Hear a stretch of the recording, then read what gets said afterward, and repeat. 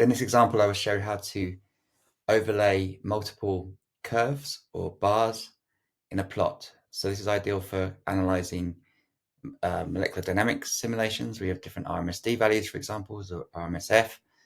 All the tools for this are in the stat calculation options in ICM. But once you have the data, you can plot it using the plotting data. So here's an example. Here we have a table with 52 conformations from our MD run. Each one has a different RMSD value, RMSD1, RMSD2, RMSD3. So we go to the plot function button here. Our first curve 1 will be conformation number on the x-axis, RMSD on the y-axis. We'll connect the dots.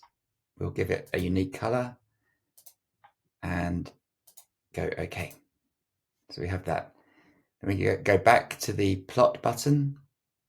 So if you just right click here and choose options on the plot, then add another curve. So curve 2 will be conf against RMSD2 and do apply.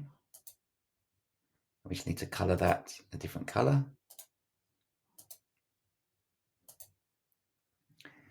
Go OK. And you right click and you can add the third one, curve 3.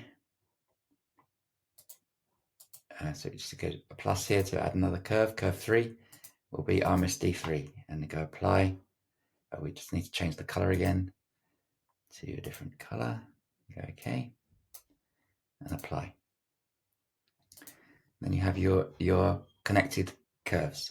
You can edit them by, if you wanted the vertical bars, for example, you can, in the plotting style, you can choose vertical bars here.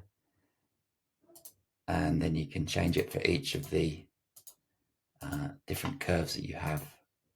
You need to color them, obviously, a different color as well. Like this. Curve 3. We need vertical bars and then color